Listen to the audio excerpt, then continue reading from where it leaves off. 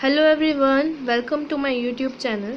So today's video will be on principles of management. So broadly we are going to deal with Foyal's theory of management and after it Taylor's theory of management. So first let's see the Foyal's theory of management.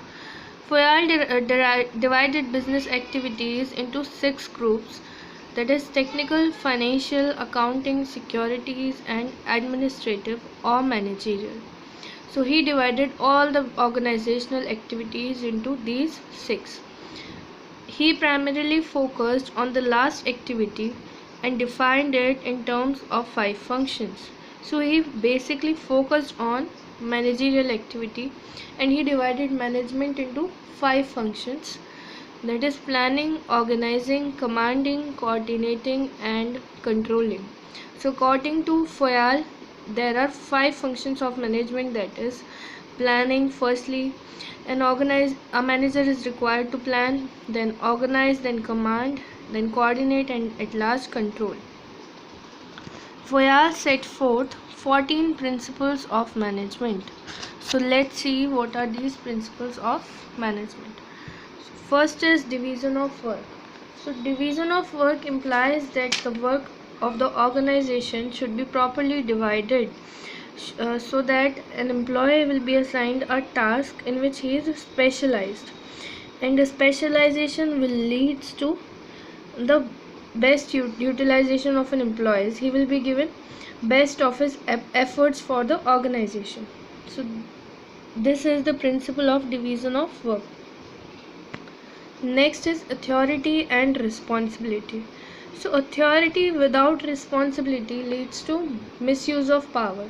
Think if an employee is given only authority, only power, and he is not answerable, there is no responsibility, then he will be misusing his power.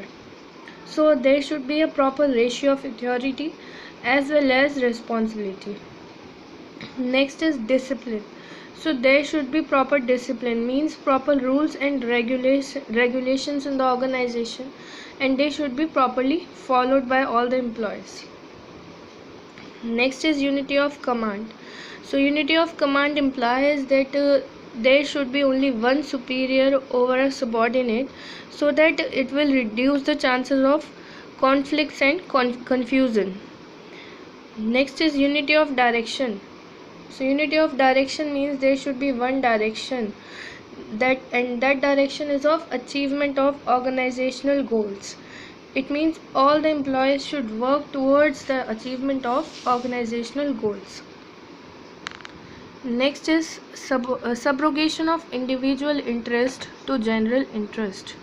So it means that all the employees should keep their individual goals aside and should focus on the achievement of organizational goals. Along with their individual interest, they should focus on the general interest of achieving organizational goals. Next is remuneration.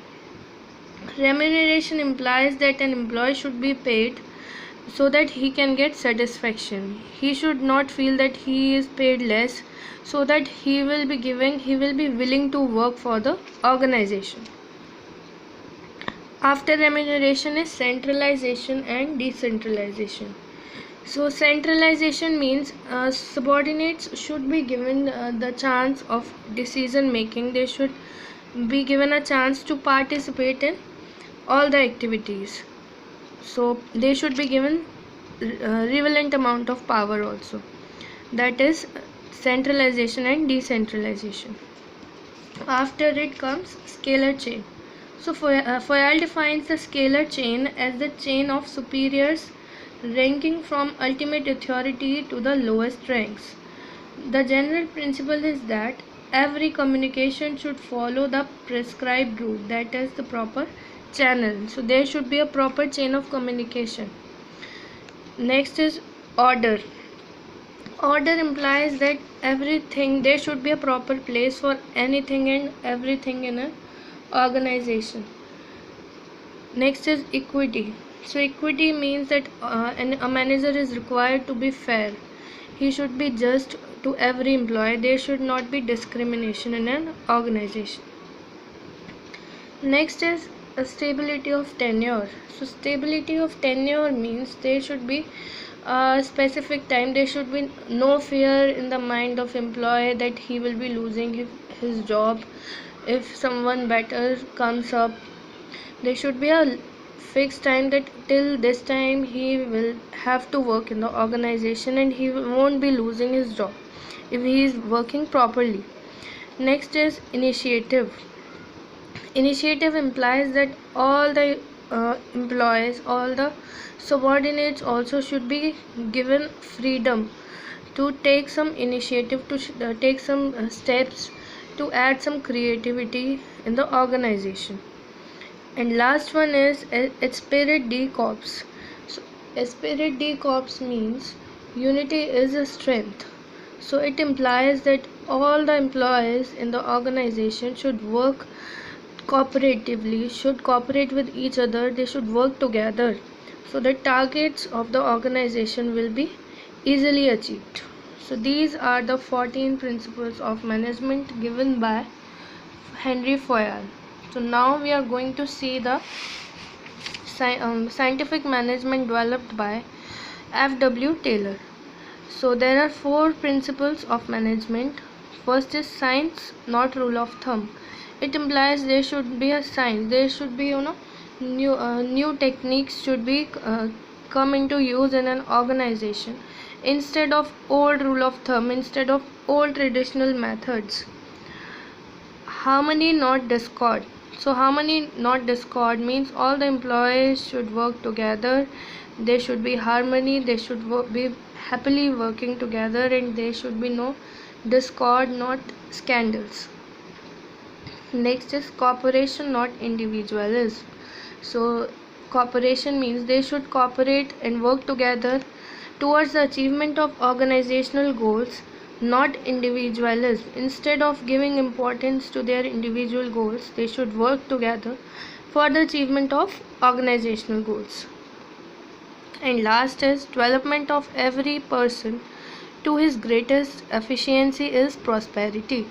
It means that when an employee is hired, his skills should be properly analyzed at the time of his recruitment, and as per his skills. Suppose if an employee applied for the post of accountant and he has the relevant skills, then he should be assigned the task, and that task should be properly defined to him. That should be clear to him what are his duties, so that he can give best in the organization. He can give best of his efforts for the organization.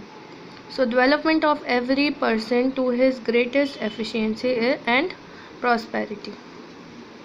Now there are certain techniques given by F.W. Taylor. Let's see. First is mental revolution. Mental revolution means mental study. An employee should be given a certain amount of relief so that he can take some rest. There should be some hours of relief that are to be given. Next is functional foremanship. Functional foremanship means for every function, like for manufacturing, there should be a for every function there should be a foreman. There should be a supervisor to look after all the activities. Standardization and simplification of work. There should be proper standards that are to be followed, and work should be simplified. It should be clearly defined how the tasks are to be accomplished. Motion study means what method should be followed, how a task should be accomplished should be studied, and best method should be adopted. Time study means time for doing a task should be clearly defined in advance, so that it will reduce the wastage of time. Next is fatigue study. Fatigue study implies the study of rest, means the certain amount of time should be given for taking rest to an employee. Differential wage rate system.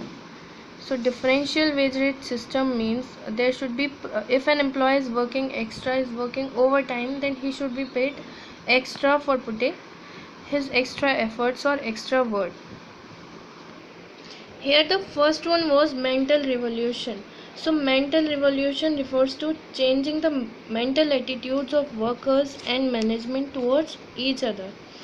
It implies the creation of mutual trust and confidence. So this is the mental revolution.